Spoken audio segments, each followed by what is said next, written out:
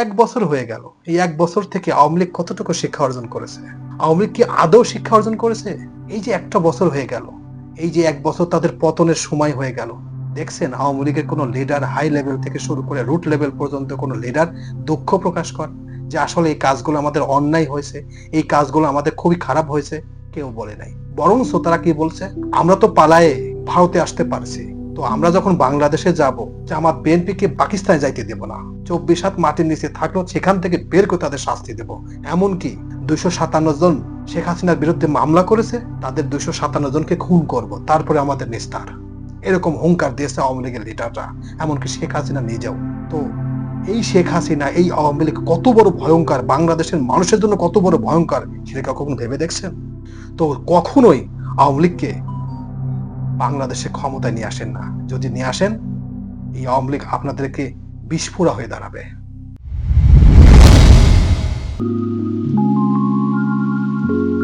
আসসালামু আলাইকুম। জুলাই মাস, এই জুলাই মাস আমাদেরকে অনেক কিছু শিখিয়ে দিয়ে গেছে। এই জুলাই মাসে নিরীহ ছাত্রদের জীবনের বিনিময়ে, তাদের তাজা রক্তের বিনিময়ে আমাদের এই বাংলাদেশে দ্বিতীয়বার স্বাধীনতা অর্জন করেছে। এই জুলাই মাসে আবু সাইদ আমাদের শিক্ষা দিয়ে গেছে যে কিভাবে অন্যায়ের বিরুদ্ধে কথা বলতে হয়। এই জুলাই মাস মুগ্ধ আমাদেরকে শিখিয়ে দিয়েছে যে কিভাবে অন্যায়ের বিরুদ্ধে কথা বলতে হয়। সামনে গুলি হচ্ছে, মুহুর্মুহু শব্দ হচ্ছে, তার মধ্যেও অন্যায়ের বিরুদ্ধে কথা বলতে হয়। তো এই জুলাই মাস আমাদেরকে অনেক কিছু শিখিয়ে দিয়ে গেছে।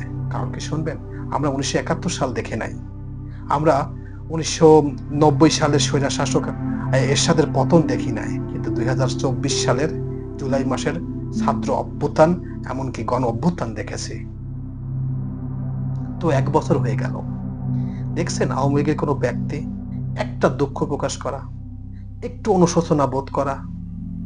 তারা তো অনুশোচনা দুঃখ তো করার দূরের কথা, তারা কি বলছে, সুদখোর ইউনূসকে যে কোনো মূল্যে শাস্তি দেওয়া হবে, বাংলাদেশ নাকি খুবই খারাপের দিকে আছে। ভাই, বাংলাদেশ খারাপের মধ্যে আছে আপনি ওই ভারত থেকে কিভাবে দেখলেন? আপনি তো আপনার চিন্তা করে পালাই গেছেন। যদি বাংলাদেশের সাধারণ মানুষের কথা চিন্তা করতেন, আপনি পালাই যেতেন। আপনি বাংলাদেশের মানুষ কষ্টের মধ্যে আছে, কে বলছে আপনার কাছে? আরে মিয়া, 16 বছরের স্বৈরা শাসক, 16 বছর ধরে কি অন্যায় করেছেন আপনি? বাংলাদেশে আমাদের মতো মানুষের বাক স্বাধীনতা কেড়ে নিয়েছেন। ডিজিটাল সিকিউরিটি আইনের একটা মামলা দিয়ে মানুষের কথা বলার অধিকার কেড়ে নিয়েছিলেন। রাতের ভোট, দিনের ভোট, বিনা প্রতিদ্বন্দ্বিতায় ভোট, আর ডামি নির্বাচন, সবকিছুই করছেন। তারপরেও ওরকম কথা বলার লজ্জা করে না? লজ্জা থাকলে তো এরকম কথাই বলা আসে না আপনাদের। কথা বলেন কিভাবে? এই যে 1 বছর হয়ে গেল, যদি আপনাদের মধ্যে একটুখানি মানবতা বোধ থাকতো, তাহলে একটুখানি বলতেন যে না, আসলে কাজটা ভুল হয়েছিল। বরঞ্চ কি করছেন, যে জামাত বিএনপি পাকিস্তানে যেতে পারবে না, আমরা তো ভারতে আসতে পারছি, আমরা যখন বাংলাদেশে যাব, 24 হাত মাটির নিচে থাকলেও সেখান থেকে বের করে তাদের খুন করব, এরকম হুঙ্কার দিচ্ছেন, এইভাবে হুমকি দিচ্ছেন। তো আপনারা যে আসলেই খারাপ মানুষ, আপনারা যে আসলেই কি বলবো নিকৃষ্ট মানুষ, সেটা আবার প্রমাণিত হলো। সেটা একজন পুলিশ প্রশাসনের এসকে এরকম হুমকি দিচ্ছে এক আওয়ামী লীগ নেতা, যে আমরা তো পালায়ে ভারতে আসতে পারছি, বিএনপি জামাত পালায়ে পাকিস্তানও যেতে পারবে না, 24 হাত মাটির নিচে থাকলো সেখান থেকে বের করে তাদের খুন করব। এমনকি শেখ হাসিনা বলে যে আমার বিরুদ্ধে 257টা মামলা হয়েছে না, আমি বাংলাদেশে যে ওই 257 জন ব্যক্তিকে আগে খুন করব। তাহলে বোঝেন এই দল কত বড় ভয়ঙ্কর একটা দল। এই দল যদি বাংলাদেশে আসে তাহলে আবার কি হবে? এই যে আমি কথা বলছি, আমাকে কি করবে? তো ভাই, কখনোই এই দল তো দূরের কথা, এদের একেবারে সাঙ্গপাঙ্গ যারা আছে সবাইকে নির্মূল করতে হবে। তা না হলে বাংলাদেশে কখনো শান্তি ফিরে আসবে না, আসবে না, আসবে না, লিখে রাখতে পারেন। তো যে কথাটা বলছি, এই জুলাই অভ্যুত্থানে আবু সাইদ, মুগ্ধ, মহসিন যে শিক্ষা দিছে ভাই, এই শিক্ষাটা আমাদের অর্জন করতে হবে। এইভাবে আমাদের চলতে হবে যে না, 16 বছর ধরে যে স্বৈরা শাসক, যার পুলিশ ছিল, যার র্যাব ছিল, সেনাবাহিনী ছিল, বিজিপি ছিল, তারপরে ডিজিএফআই ছিল, গোয়েন্দা ডিপার্টমেন্ট ছিল, কত কিছু ছিল, তার বিরুদ্ধে হুঙ্কার দিয়েছে আবু সাইদ, মুগ্ধ, মহসিন। তো এখান থেকে আমাদের এটাই শিক্ষা নিতে হবে যে যদি বাংলাদেশে আবার কেউ স্বৈরা শাসক, আবার কেউ যদি এরকম কেউ হয়ে থাকে, তার বিরুদ্ধে হুঙ্কার দিতে হবে, তার বিরুদ্ধে প্রতিরোধ করতে হবে। এই যে বিভিন্ন জায়গায় শুনছি যে বিএনপি নাকি ওই কাজগুলো করছে, বিভিন্ন জায়গায় জুলুম করছে, বিভিন্ন জায়গায় চাঁদাবাজি করছে, বিভিন্ন নারীর ধর্ষণ করছে, ইত্যাদি ইত্যাদি ইত্যাদি। যদি করে থাকে তাহলে বিএনপির বিরুদ্ধে অ্যাকশনে যেতে হবে, আর যদি না করে থাকে তাহলে তাদের বোঝাতে হবে যে না, এই কাজ করা যাবে না। এই জুলাই অভ্যুত্থান, এই জুলাই মাস আমাদের যতটুকু শিক্ষা দিয়েছে, এখান থেকে যদি আমরা শিক্ষা অর্জন করতে না পারি তাহলে আমাদের ভবিষ্যৎ অন্ধকার। আমাদের এখান থেকে শিক্ষা নিতে হবে যে না, অন্যায় কাজ করা যাবে না। একটি কথা বলে আপনাদের কাছে শেষ করব, সেটা হচ্ছে পৃথিবীতে দেখেন তো দেখি, একটা লোক একটা লোককে খুন করে সেই লোক শান্তিতে থাকতে পারছে কিনা? আমি আপনি যেভাবে রাস্তাঘাটে, কলেজ মাঠে যেভাবে চলাফেরা করে, যেভাবে ফ্রি স্টাইলে চলাফেরা করতে পারি, একটা লোক অন্যায় করে সে লোক চলতে পারে কিনা দেখেন তো দেখি। এ কথা কেন বলছি?